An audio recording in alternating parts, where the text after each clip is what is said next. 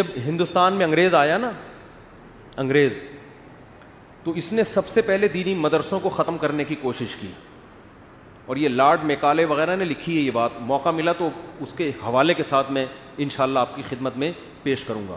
اس نے کہا یہاں ہندوستان میں ایک غریب مدرسے میں چٹائی پہ بیٹھ کے علم حاصل کرنے والے میں اتنا کانفیڈنس ہوتا ہے، چٹائی پہ بیٹھا ہے، نہ کوئی اسکالرشپ اس کی، چندوں کے پیسوں پہ وہ پڑھا ہے، غریب لوگ، لیکن وہ علم حاصل کرنے کے بعد اس میں کانفیڈنس ایسے ہوتا ہے، بات ایسے کرتا ہے جیسے آکسفورڈ یونیورسٹی سے پڑھا ہوا وہ.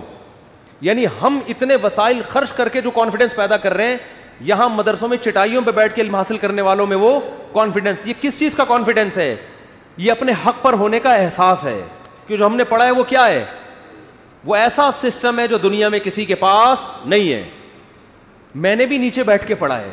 آپ وراثت کے مسائل ہیں، نکاح طلاق کے مسائل ہے، اسلام کے عبادت کا نظام ہے، اسلام کے معاملات کا نظام ہے. آپ کسی لبرل، کسی گورے کو میرے سامنے بٹھا دو، انشاءاللہ، بڑی بات نہیں کر رہا، اسلام کے مقابلے میں دنیا میں کسی کے پاس اتنے خوبصورت قوانین نہیں ہے. آج بھی اسلام ببانگ دوہل یہ اعلان کر رہا ہے کہ ایک ایک جزیہ میرا اٹھا کے دیکھو، دنیا یونائٹڈ نیشن بن گئی، اتنے بڑے بڑے اسکالر بیٹھ گئے، دنیا میں بڑے بڑے ذہین لوگ، پڑھے لکھے لوگ وجود میں آ گئے، مگر اسلام نے جو نظام دیا ہے نا، خاندانی نظام، عبادت کا نظام، تجارت کا نظام، اور جتنے بھی اسلام کے معاملات کا نظام، ان تمام نظاموں میں اسلام کے مقابلے میں ٹھہرنے والا کوئی ہے نہیں.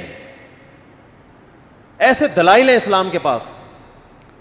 تو اس وجہ سے انہوں نے کوشش کی ہندوستان سے دینی مدارس کو ختم کیا جائے.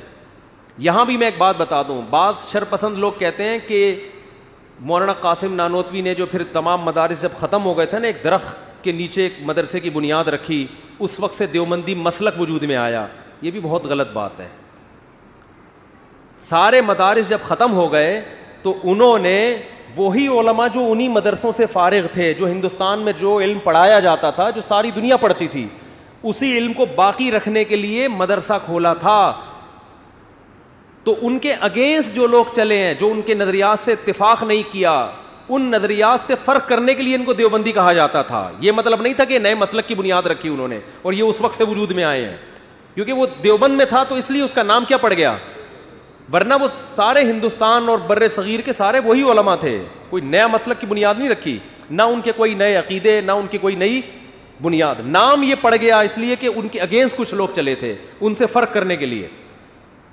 تو خیر، تو حقیقی معنی میں آپ کو براڈ مائنڈڈ کون بناتا ہے میرے بھائی؟ اسلام بناتا ہے. ہر بات عقل سے کرتا ہے، اور آپ کو ہزاروں لاکھوں انسانوں، حتیٰ کہ اپنے کلچر کی غلامی سے نکال کے کہاں لے کر آتا ہے؟ اللہ کی غلامی کی طرف. اس پہ آپ کو اطمینان ہوتا ہے کہ میں جو کچھ کر رہا ہوں صحیح کر رہا ہوں. مسلمان اگر بیوی کے حقوق بھی ادا کر رہا ہے نا، بیوی کی وجہ سے نہیں، وہ کس کی وجہ سے؟ خدا نے حکم دیا ہے، خدا کا آرڈر ہے. وہ آپ کو محبت ہوگی تو بھی حقوق ادا کرنے، نہیں ہوگی تو بھی ادا کرنے. اور دنیا جو کر رہی ہے نا، یا تو محبت میں یا ڈنڈے کی طاقت، قانون. اور قانون میں اتنا دم نہیں ہے کہ وہ ہر گھر میں گھس کے آپ کو احکامات پر عمل درآمد کروائے. قانون میں اتنا دم، یہ تو انسانوں کے قوانین ہے نا، نافذ کرنے والے بھی انسان. قانون میں رشوتیں بھی چلتی ہیں، قانون میں کرپشن بھی ہوتی ہے، قانون کی پہنچ بھی محدود ہوتی ہے، چھپ کے پتہ نہیں کیا کیا لوگ کر رہے ہوتے ہیں. خدا کی غلامی ایک ایسی چیز ہے جو آپ کو شدید روزے میں صبح صادق سے لے کے غروب آفتاب تک کھانے اور پینے سے روکتی ہے، جبکہ کوئی انکوائری کرنے والا، کوئی سزا دینے والا بولو نہیں. کیا انسان کے کہنے پہ انسان ایسی قربانی دے سکتا ہے؟ یہ تو ڈاکٹر کے کہنے پہ نہیں لوگ کر رہے جو صبح شام آپ کو ڈائٹنگ کے فضائل سناتے ہیں، پھر بھی 2-4 برگر پرہیز کرتے کرتے. میں تو پراٹھے پھوڑ کر آ گیا نا، حالانکہ چلو ایک دفعہ صبح ہو گیا، اس ٹائم پہ کوئی تک نہیں بنتا، لیکن چونکہ اسلام میں حرام نہیں ہے، حکیم بھی کہہ رہے ہیں، ڈاکٹر بھی کہہ رہے ہیں، مفتی صاحب یہ پراٹھے چھوڑ دو، پھوڑ دیے ہم نے. چھوڑنے کے بجائے کیا کر دیے؟ لیکن یہی اگر اللہ نے پابندی لگائی ہوتی تو ہم صبح صادق سے لے کے رمضان میں غروب آفتاب تک شدید ترین گرمیوں میں بھی جب صبح 10-11 بجے سے پیاس لگنا شروع ہوتی تھی, الحمدللہ نہا رہے ہیں, ٹھیک ہے نا, شاور لے رہے ہیں, مگر ایک قطرہ حلق میں جانے نہیں دیتے. تو یہ کس کا احسان ہے انسانیت پر بھائی؟ اللہ کا. تو جو اسلام انسان کو اتنا مہذب بنا دے کہ جس خدا نے گرمی میں پابندی لگا دی ایک قطرہ نہیں پی سکتے وہ نہ پیے, تو وہ اسلام لوگوں کے حقوق بھی دلوا سکتا ہے اپنے ماننے والوں سے. وہ بچوں کے حقوق بھی دلوائے گا, وہ بیوی کے حقوق بھی دلوائے گا, وہ باپ کے حقوق بھی دلوائے گا, اور دلوا رہا ہے. ہمارے معاشرے کا نا میڈیا غلط رخ لوگوں کے سامنے پیش کرتا ہے. جو ہمارے معاشرے میں پازیٹیوٹی ہے جو بہت زیادہ ہے نیگیٹیوٹی کی نسبت, اس پازیٹیوٹی کو ہمارے چینل اس کو پروموٹ نہیں کرتے.